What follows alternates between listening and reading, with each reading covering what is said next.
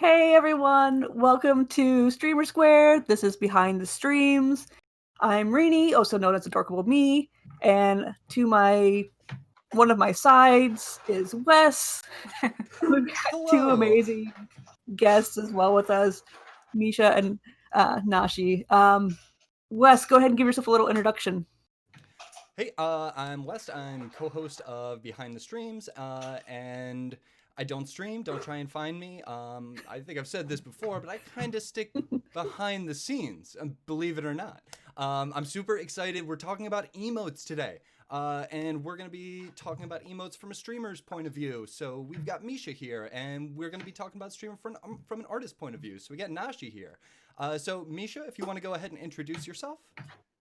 Hi, I'm Misha, and an Animal Crossing New Horizons Direct was just announced, and I'm like mildly freaking out right now. I'm just, hold on.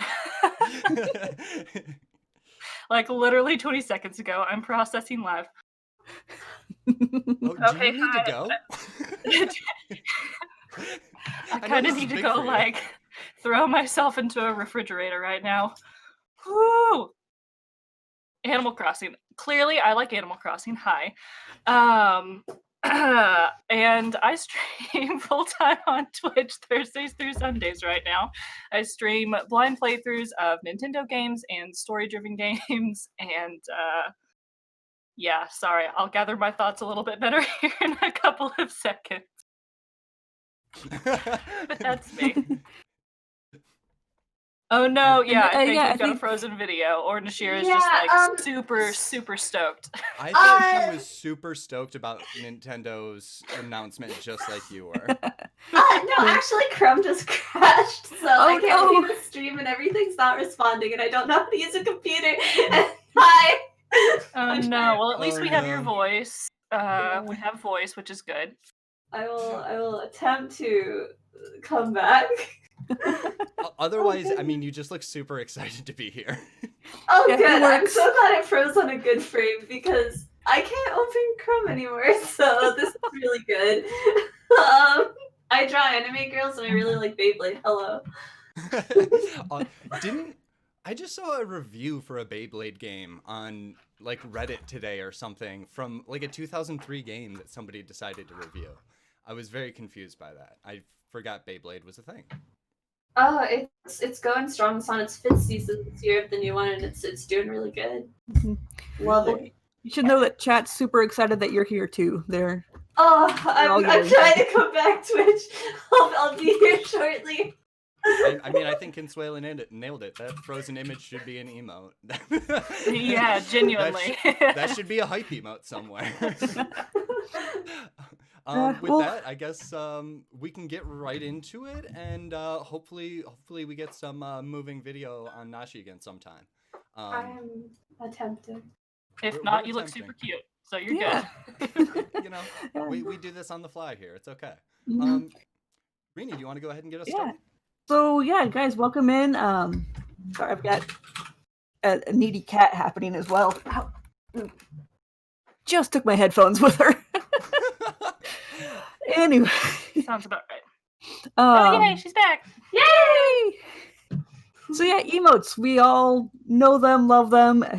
We've spammed them all in chat. I love seeing all the different ones that you guys have shown as your favorite ones.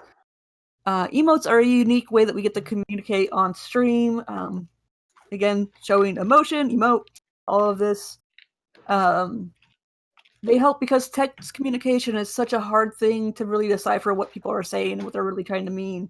And so there's different emotes that mean different things. Like people know that kappas tend to mean sarcasm and whatnot. We've got hype emotes. We've got lots of inside joke emotes. There's certain channels that have banned emotes because of connotations that come with them. So we're going to be talking about all of that. Starting first, though, with how do you decide on emotes? Like, what do you decide is your aesthetic style? How do you get to that? And then how do you afford that? Like, how do you get to having an emote artist? And what do you do when you can't have one? So I think we can just dive straight into how do you decide on your first emotes? Misha, as a streamer, like, what did you have for some of your first emotes? excuse me, sorry. My first ever emotes were, well, when you first get the ability to use emotes, you get affiliate, so you only have a few emote slots to Mhm. work with at first. So some of my first ones, I was really inspired.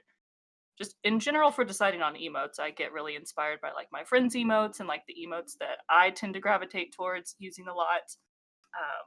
So I really, really loved. Her name was Keyblade Sarah at the time. Now Sarah Key is how I found Nashira, and her senpai emote was one of my favorite emotes. And throw that in chat.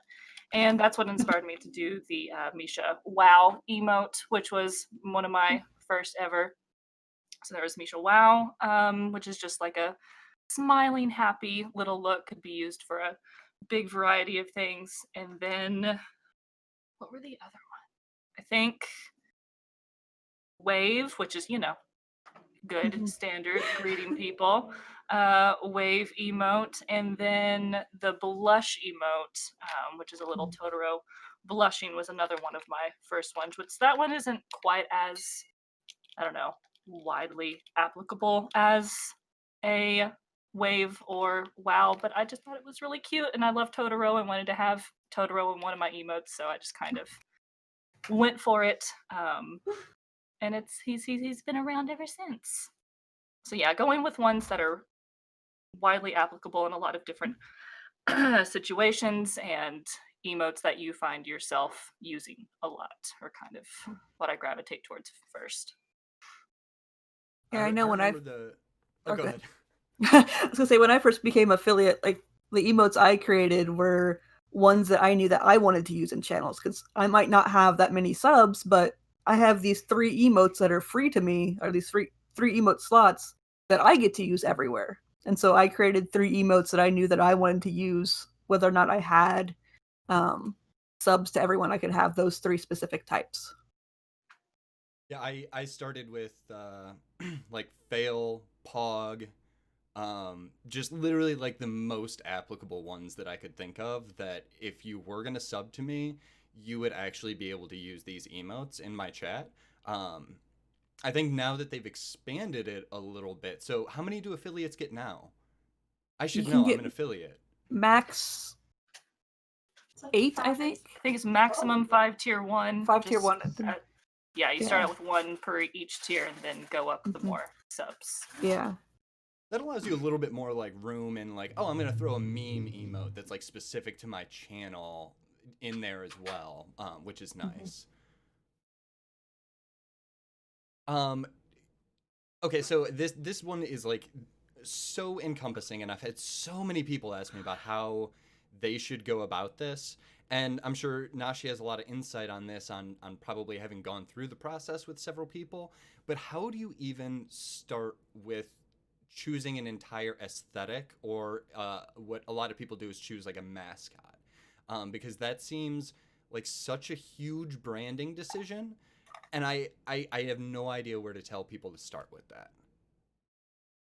A lot of people know what they want when they come in with that. Like they're just like, I want me and this kind of clothes, and I want this, and they usually know. Or they're like, my favorite character is this character from this game, and I want them all to be like this character.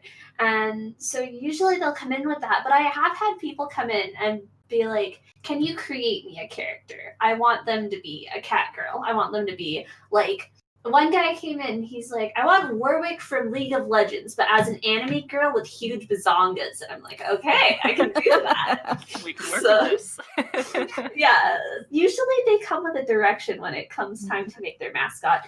And if they kind of don't know what they want, I usually go look at their channel first and see if they have layouts or anything, and go kind of by the colors that they've got and things that they already have set up on their stream for like their offline screen and all that other stuff that they've got down there. That's a really Yeah. good idea. So you could have some, or you could suggest to someone to like start, if you don't have a strong idea for a mascot.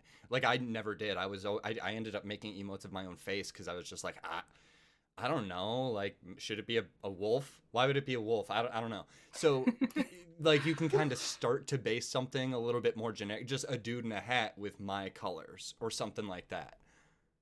Because I never thought of that. Yeah, I always have like too many ideas. Like I've never struggled to find what I wanted in an emote. I've always just had too many ideas for too many emotes and having to narrow it down into what I could actually feasibly use at the time. So, which I've landed on like a mixture of my own like original character, like based off of me, and then mixed with like some of my favorite video game and anime characters. Yeah, which one thing I've noticed with your emotes is they all feel very cohesive. And I don't know if that's just because you're having one artist do all of them or if they all try to get them to match the same style. Um, but I know that's been a unique thing for me to see is just like when you can look at someone's emotes as a whole and see this is this person's brand. And I think that's pretty important to do as well, like to keep that in mind. Yeah, that's definitely really important for me personally is to have like a cohesive brand and style, which is why I have Nashira do all of my emotes except for like the ones that are literally pictures of my face. But besides that, yeah, I love having her do all of them because she's fantastic and amazing, and also because I like having the same style for all of them. It makes me feel better, and then it also makes the emotes more recognizable and makes the brand more recognizable across Twitch.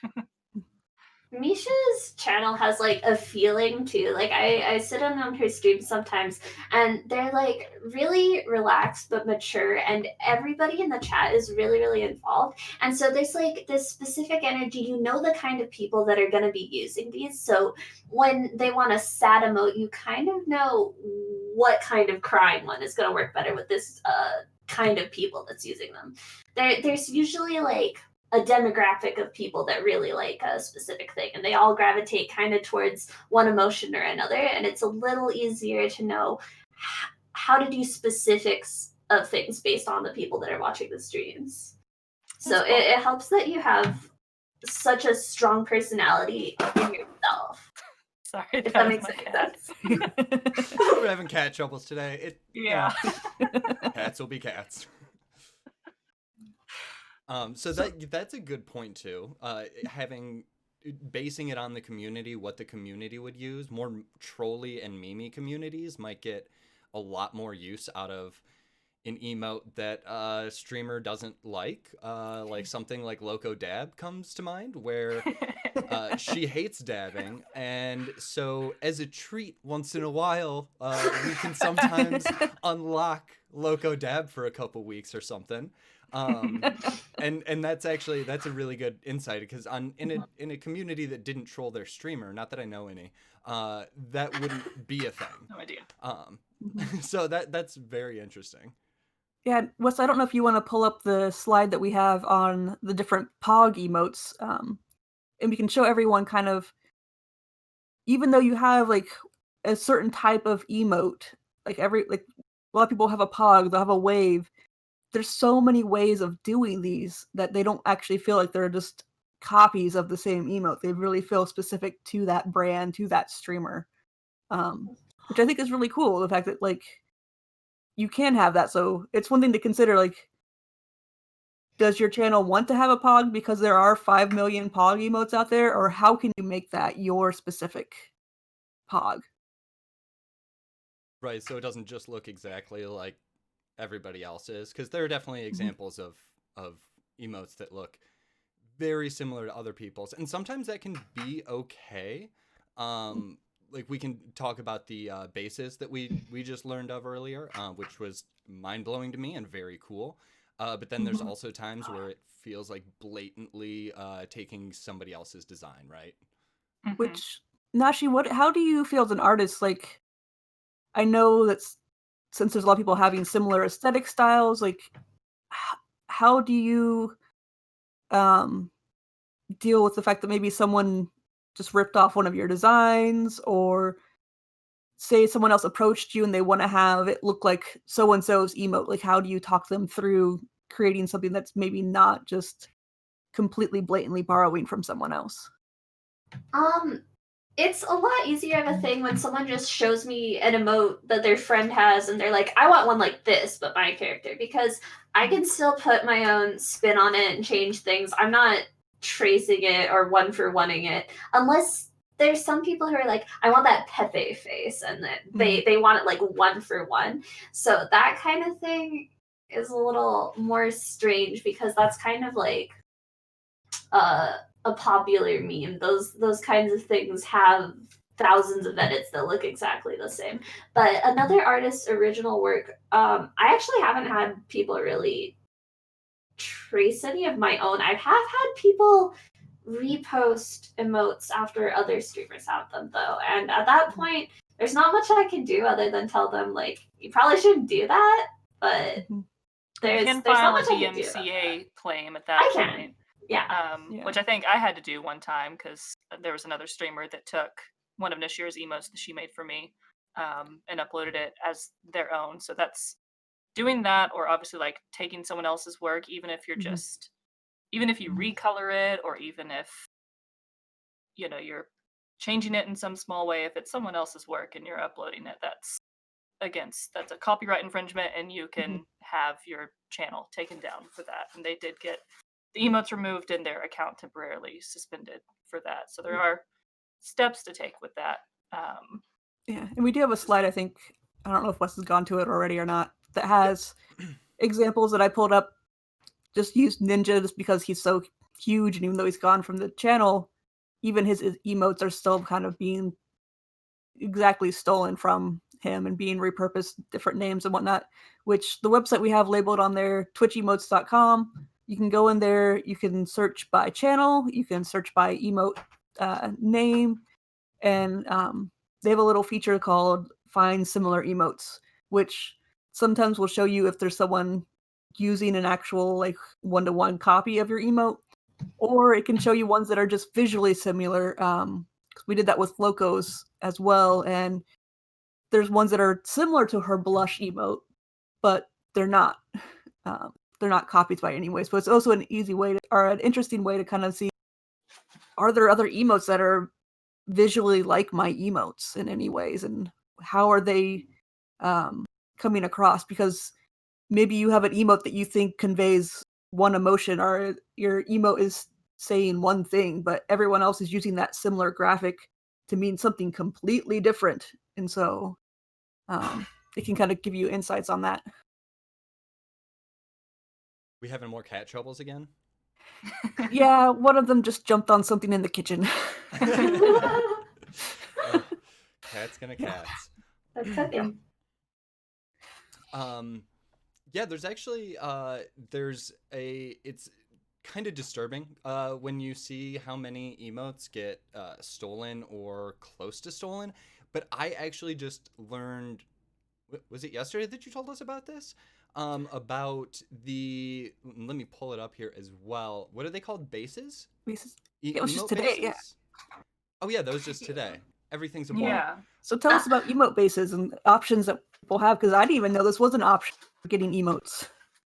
Well, only some artists do it, and I don't know if Nashira does it. I'll let her speak on it a little bit. But I've just noticed that some artists will, for a cheaper and more streamlined option for making emotes, will offer bases. Yeah, like you all can see on the screen, which are just basic, you know, hairless, accessory-less versions of more popular emotes that most people are going to want commissioned, and then they can make those based off of that base and just add your hair and accessories and whatever colors that you want to have. So that's a cheaper and faster way, maybe when you're first wanting to get emotes or just need a lower price point for buying emotes. Mm-hmm. I thought that was really cool. Plus, I'm bald, so I can just use all of those as Right. those are perfect. You don't need to change a thing. I thought that was really interesting. Yeah, but do you do anything like that, or is it generally an artist does something like this, Nashi, or they do just customs, or do you think people do both? So people definitely do both.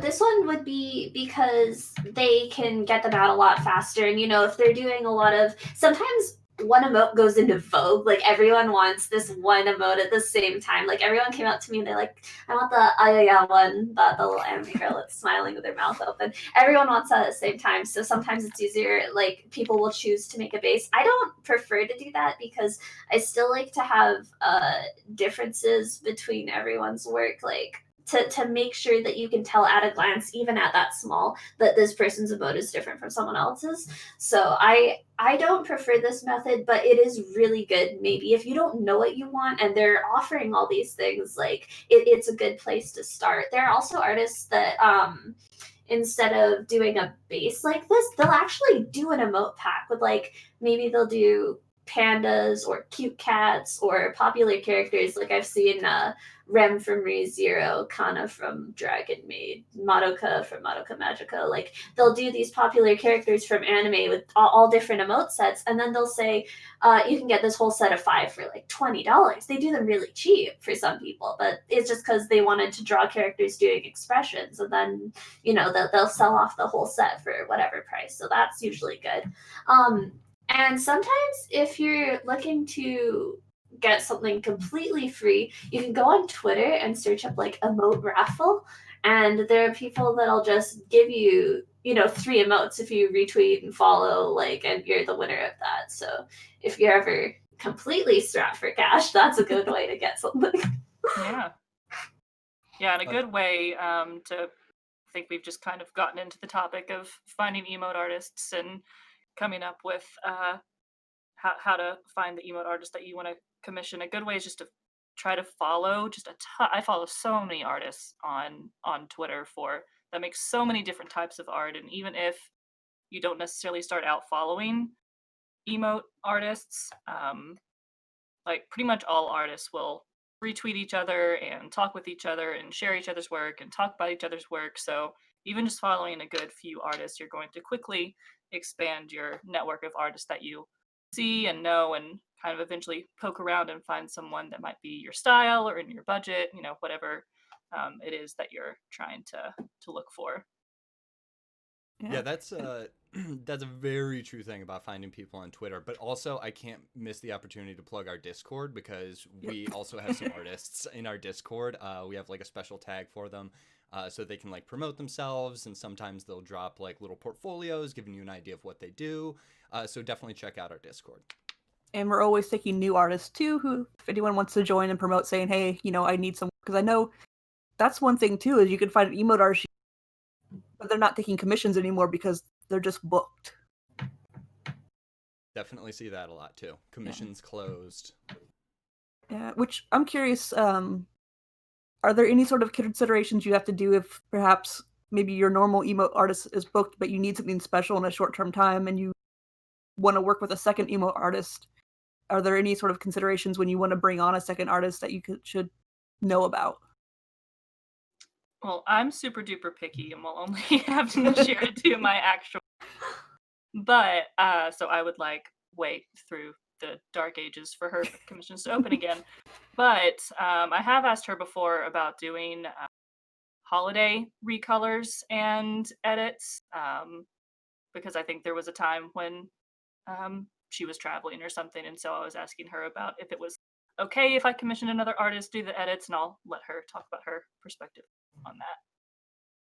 Yeah, I'm really lenient, I think, because I kind of just give people their emotes. I'm like, this is your problem now. You can edit it, use it, sell it, do whatever you want. A lot of other artists have in their commission info, they're like, you are not allowed to edit these. You're not allowed to resell them on merch or anything other than the emote that they are intended to be used for on Twitch and Discord. So always read an artist's info and see what they allow. But like personally, Misha can go ham and edit these as much as she wants. It's completely okay. Like, ask your artist, and sometimes if your artist is closed, you can message them, ask them when they'll be open, because maybe they have time pretty soon. So sometimes people will just ask me if I have time. I'm like, yeah, I can do it in 2 days actually. So even if they're closed, but sometimes they're really busy and they just won't answer you. Yeah, that's really good, because like I've had a lot of people come up and ask about who owns the emote afterwards, and I think that really does come down to what is your agreement with your artist, because that's going to tell you what you can do. Also, I would just like to add that is, in my opinion, something that's very important to ask beforehand. The questions that I personally would probably be asking are: do you have, or will I have rights to this? Can I edit this? Do I own this? And do I get the full size file? Which is actually a big thing for me sometimes, because if you do need to go back and edit, you don't want to edit on a 112 pixel by 112 pixel thing. You want the full size that you can scale down. So kind of clearing up. She's like, My full size is tiny. Yeah, I make things in 112 by 112 when I make my own emotes. But I do 224, so I do it twice as big, and then I sharpen it and shrink it down. So, but that's still not very big. Some people are like, I want to print this. Like, I think Misha wanted to do stickers, and I had to redraw them at a larger size. yeah. Yeah. Well, and not everybody needs it. Not everybody is going to do a major edit. A lot of times people's like holiday edits will be just like throwing a PNG of a Santa Claus hat on top of their emote. So they don't need to get deep into the file to like change the colors of the sweater and stuff like was done here. But yeah, I mean, for a lot of people it won't matter, but I do think those things are important to figure out beforehand, because there have definitely been issues where someone has an emote, they feel like it's been theirs for years, and then they go to change something on it, and it's like, oh, well, technically you don't own that. You can't change that. And you typically want to know that beforehand, especially if you plan on doing multiple emotes with the same artist. Yeah, and it's just also a good sign of respect to just check with them before you do those seasonal edits and whatnot, just because if you don't know it ahead of time, you don't want to burn bridges with your emote artist and then have to find a new emote artist who may or may not be able to do that same style for you. And then you might be paying out for new emotes. You have to remember that if you're editing the art now, you can still be crediting them and say emotes by this, but there's an edit on it, and that wasn't their vision, and now they're being credited for something that they're not proud of or they don't want. So sometimes unsolicited edits can really upset an artist. Not me, but like other people for sure. Oh, and another thing for edits is I got some of my emotes that Nashira did animated by another artist into animated cheer modes. So that's another type of edit that I definitely ran by her before I did it, but definitely want to run by your individual artist to make sure that is something they're okay with, as well as merchandising rights. If you're wanting to sell your emotes or any art that you commission as merch, you definitely need to make sure that whatever you're paying, you have the rights to sell it as merchandise, and if not, discuss what the additional cost for that's going to be. Mm-hmm. I'm curious, we had someone in chat bring up pay to use emotes. Is that sort of what some of these are too? That's what I mentioned earlier, where they have those pre-made ones of a character or a generic thing. Usually you pay them $20 for the set, and you can upload all of those. That's generally what those are, I believe, unless it's another term that I'm not sure. Yeah, I'm not sure exactly what pay to use emotes are. But that's how I know it as. Okay. That makes sense.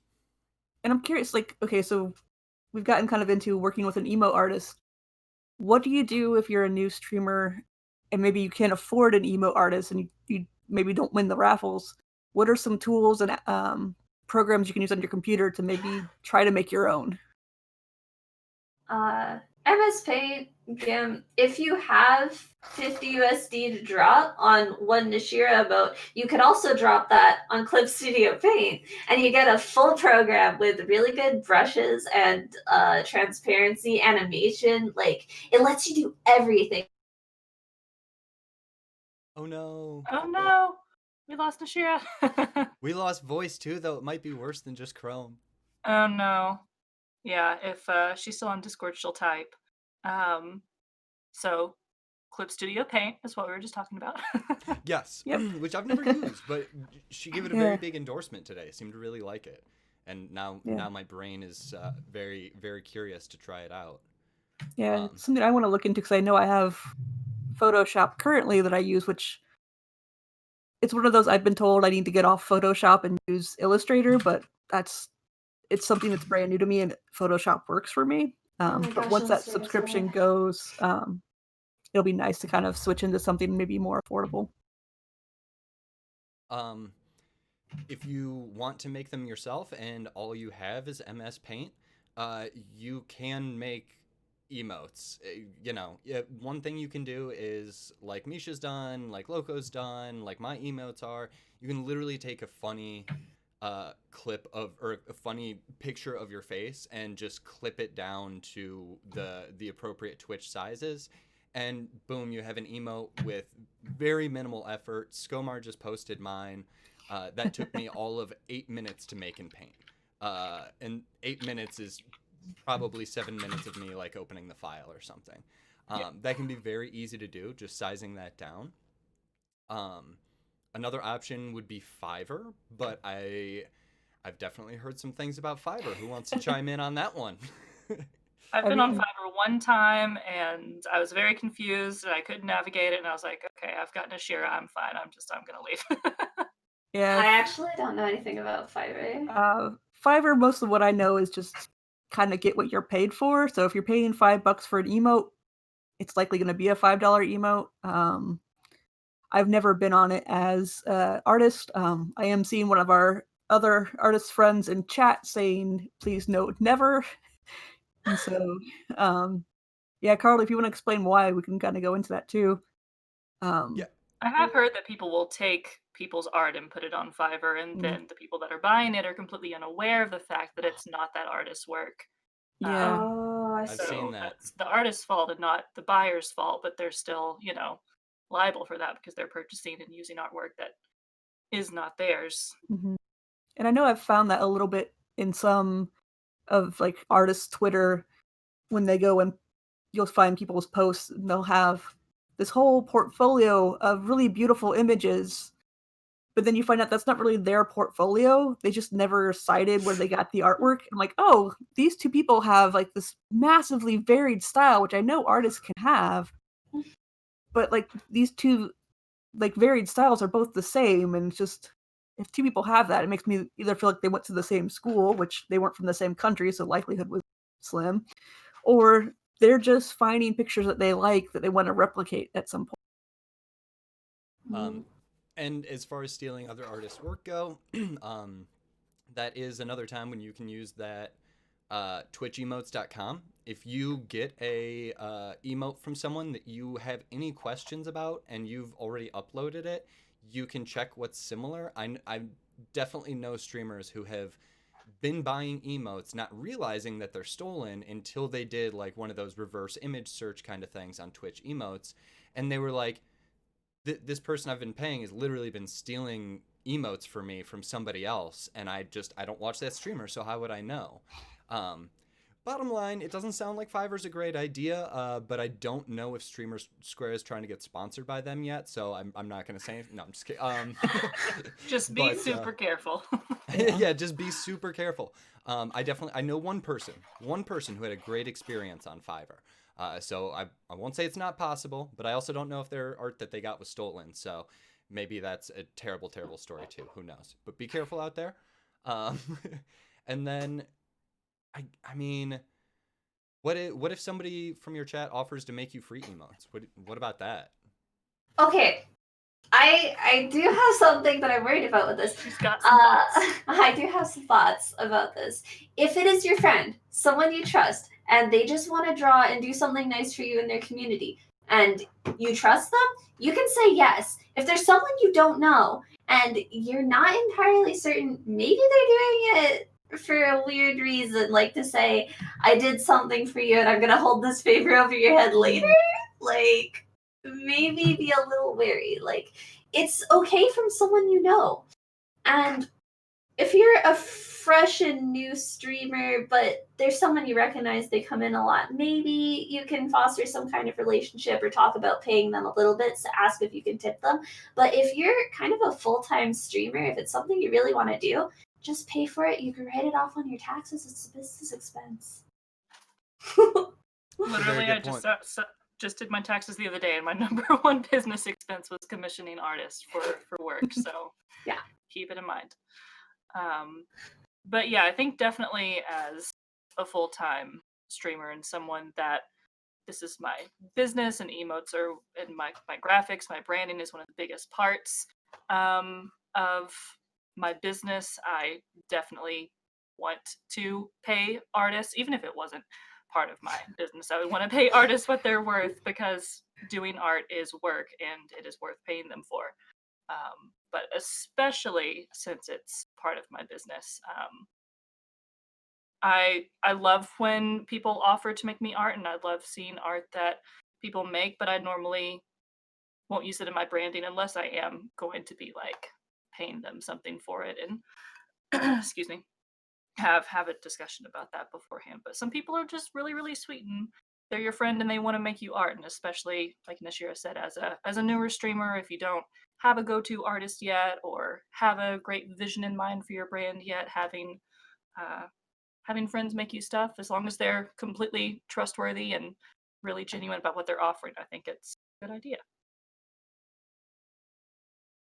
Yeah, I think a lot of times there are people in your community that you can tap to do things that you don't necessarily know. A lot of times you don't necessarily know if someone is willing to make you an emote, but if somebody speaks up, like they're saying, basically, I'd say keep an eye, make sure you know what their intentions are and that they're just a person trying to help and not trying to come back and charge you later or say you owe them or what have you. And even if it's with a friend, I mean, you still have to ask if you're going to alter it. You still have to ask if you're going to print it. You still have to ask if you're going to make money off of it. um, because even if they did it as a favor, that might feel a little bit different to them once you're like, oh, I made it into a shirt and now I'm making money off of it. They might be like, oh, well, now I feel some type of way because you're making money off of something that I made. If it was just for your chat, that's one thing, but so definitely still go with the rule of always ask before you do anything like that. Yeah, always just be considerate of art that people have made for you or things that you've commissioned, even if you didn't pay for it and it was free. Just being considerate above all things else is a good way to go. I like Scud Puddle's Contract. question here. How does an artist feel when a community member or community as a collective want to cover commissioning costs? Good idea, stay away. I have had communities come to me and get something like a present for their streamer for their birthday, like get them something that they wanted. Generally, I'll accept it if the mods come to me, if it's multiple mods, because then I know it's not just one person kind of stepping out of bounds. I understand that that is a community organization if it comes from the mods. And then that is something that probably the streamer will like and use because all the community decided on it. But if it's something that seems malicious, that again depends on the kind of stream. If they're the kind that like trolls their streamer a lot, like that, it's in line with what they do. So I understand, but you have to be a little wary about what they're asking for too. If it's just something nice and they just want to pay for it and they're gonna give it to their streamer, like why not? That's nice. Yeah, it's and I not know. like they're. Oh, go ahead. So say I know sometimes like because you have to have so many subs to unlock emote spots, um, essentially it's kind of like you are purchasing that art in some way for the streamer. And I know some streamers actually have that as a specific. Once we get this many unlocked, then we're gonna make sure we can actually afford to pay the artist because that is a big thing. Like when the bit badge emotes came out, and streamers are finding out that they may have anywhere from 1 to 16 new emotes just opened up to them. That's a big cost right there. And as much as you want to make meme emotes, like switching around your channel emotes every couple months or so just for memes, that can get pretty expensive. And I don't know how you budget for that really. Like, do you just have to be like, okay, if this is a really important meme, I guess we'll throw the money towards an emote? Yeah, Yeah, you I have to be mean, really, really mindful of. Oh, sorry. oh no, I was just gonna ask you what you thought. Oh, okay. Well, cool. Skip to step. Yeah, I was just gonna say you have to be really, really mindful that you're spending money on to commission and put onto your channel, because anything that you do upload as an emote or any other part of your graphics is going to represent your stream and represent your brand. So, especially if you're going the route of getting like a meme emote, I always want to make sure that it's a meme emote that will be used and one that um, yeah, basically that it won't be a throwaway emote. So I always want to think about it in context of the people that will be using it and where they'll be using it. Maybe if they can use it in other streams outside of just mine, because I'm live for a very limited amount of time a week, and people use emotes all the time. So I want to make sure that any emote that I'm giving people, that they're paying the $5 or more a month for, I want to make sure that they're going to get a lot of use out of those. So if it is a meme one, I still want to, for me personally, I want to make sure that they can still use it outside of just my own stream. But some people like having just one-off emotes that are just a random meme every once in a while and is really, really silly. And if that fits your stream, if that fits your brand, then that's awesome. Do you use applications like Franker Z and Better Twitch TV for emotes for some of those one-offs maybe? Because Yeah, that's a really good point. Yeah, I use BTTV and upload a lot of like retired emotes or emotes that I uploaded and they didn't really get used quite as much, or they were for more limited, running joke sort of deal. Yeah, BTTV or Franker Z is a great option for those types of things for sure. yeah. How do you decide when to retire? Are you like watching metrics for your? Yeah, I definitely do watch metrics for my emotes, especially if I get a new idea for an emote. Like Misha Drink is one of my newest emotes. It's Isabelle from Animal Crossing sitting back, sipping her vacation juice. I wanted to have an emote for New Horizons coming out, so I had to look at metrics basically, and the stats for my emotes and see which were the least used, to see which one I wanted to take away, because all my emotes are babies and I never want to remove any of them. But sometimes it's required. Yeah. And then now that there are the bit emotes, there are good options for moving an emote from a sub emote to a bit emote or to a BTTV emote. And also asking like my mods who have more of an eye on chat than I do when I'm streaming, because sometimes I'll be really focused on the game and chat goes by. I'm not really aware of what emotes are being used more often than not, or what emotes are more loved than other emotes. So sometimes I'll ask them and see, if they have any ideas like which one might be a better one to retire for the new one coming in. It's as soon as you ask that, isn't the least used emote suddenly everybody's favorite emote though? Oh, Like yeah, everybody absolutely. speaks up in chat all of a sudden. They're like, no, I actually use that one everywhere, I promise. Yeah, literally every time I try to remove an emote, it's a riot, no matter which emote it is. Yep. So it's kind of like you can't win no matter which one you choose, but still doing due diligence to see which one might be the lesser of all the evils. I'll come in and call them for you. I'll tell them I drew it so I can objectively tell you this one's the I worst can one. objectively tell you this one's the best. This one's okay to move to BG. Whoa. Sorry, she does that. All right. Well, we've got a couple more slides that are actually going to be more for you two. We want to ask how this. I want to know how this communication went down. Yeah, Really, the I want to story know behind these emotes. I want to know the step by step here. So let me switch over to the other one here. All right. So these are some initial concepts. First look art. First look, folks. Misha's art. This is what it looks like. So, Nashi, tell me what went through your head when you got this. No, this is the most helpful thing in the world, because sometimes she's like, I want a character with their arms up like they're scared, and then I'll like draw it. She's like, no, not like that. But when she draws this, I'm like, oh, you want him like that? Okay. There's so many different positions the arms can be in, and when you're describing it, it's like I have a really clear vision in my head of what arms up means. Yeah, I was obviously arms up, yeah. I pictured Shaggy from Scooby Doo like running down the hall like this, and yeah, like this is a very different thing. That makes sense. Yeah, so that's Toad with his hands up, which eventually turned into Misha Panic. That was not the initial thing that I sent her, because like she said, it was I described something and she sent me a sketch, and I was like, well, no, that's not exactly how I pictured the arms. So then I couldn't figure out how to articulate it and describe it, so I was like, I'll just sketch it, which It's just something that I should have done from the beginning. I think she would say something like more scared, and I'm like, what does that mean? But Yeah. let me draw this. This contextualizes everything. So no matter what kind of stickman art you do, it gives me so much direction. This is genius. I wish more people would do this when they don't know what they want. It's just like, that's it.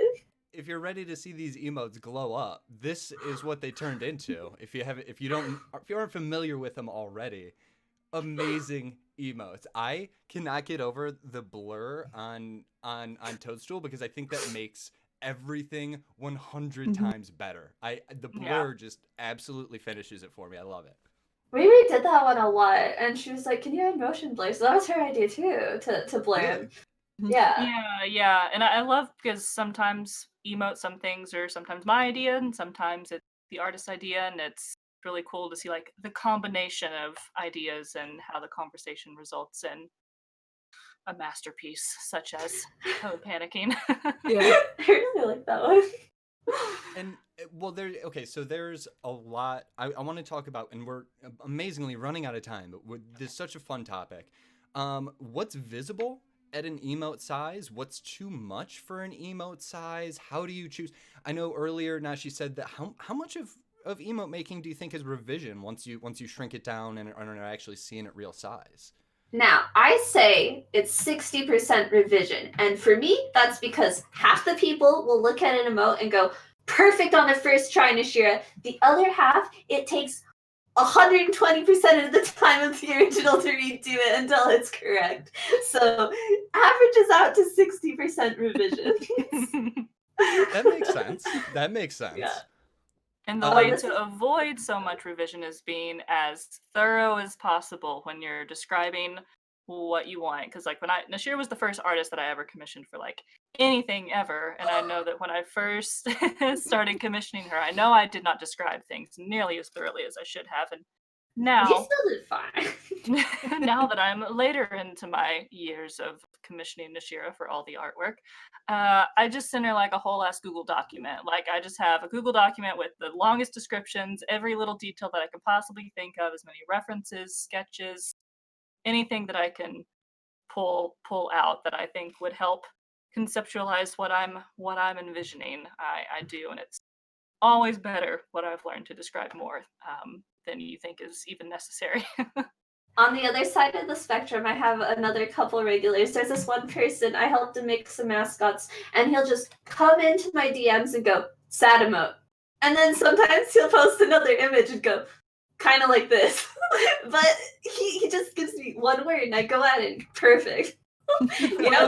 Some people too like don't have such a specific vision, and some people I guess are like just more open to whatever the artist wants to do with the very basic concept that they have. And I'm a very picky person, has a very specific idea, so I'm on the other side of that spectrum, but both exist. Well, I guess Carly brings up a good. Sorry, I've talked over you again, Wes. Oh no, go ahead. Carly brings up a good point of like some artists will charge extra if your revisions go beyond a certain amount of revisions. Like at some point, it is basically adding in double the hours for them, and they do need to be paid for this. Well, for me personally, like sometimes it's my fault. Like I drew it too small. And then when I look at the smallest size, I'm like, oh, this suddenly isn't legible anymore. I want to redo this part or this part, but I want to see what they think and which parts they like and which parts they don't like. So sometimes it's on me. So I'm not going to charge for that. But I put it at the base price because I feel that's fair for what I do. Like even counting 60% revision on average. Right. Well, Yeah. I think the difference between how Misha commissioned something with an entire page about it and the way that other person commissioned something like sad emote, I think both of those, I mean, they're both acceptable, right? But you have to understand that if you're going to be the person that just says sad emote, you also can't be the person who wants 25 revisions, right? Like some people don't know what they want until they see it. They're not good at visualizing. So what I like to do is I like to do a sketch and be like, is this what you had in mind? And then I'll get them to pay me after they've decided, yes, this is what I had in mind, or no, this is completely wrong. So that's how we do it. Because then I know if they're going to be trouble. And if they're gonna be trouble, I Put them on that list. I do know before we get too far away, we want to pull up that Tom Nook emote showing some of the detail and like what can you actually see at a 28 by 28 pixel. Like emotes are really small, and when you're on mobile, I mean, I honestly think emotes are somewhat more clear on mobile sometimes. Yeah. But yeah, they're so small. Like, how do you get those details? And how do you know You what zoom to? out and you look at it, and then I look at it on my other two monitors, and then I look at it on my phone, and I'm like, which colors are off, which size is off. Let's see if the streamer likes it, how it looks on their dark and light mode. Let's see how they like it and how they respond to it. It's trial and error for me, anyways. Yeah, I think when I was playing around just trying to make emotes, I didn't realize that. Yeah, just simple things like someone's like where their eye is raised or how their smile creases.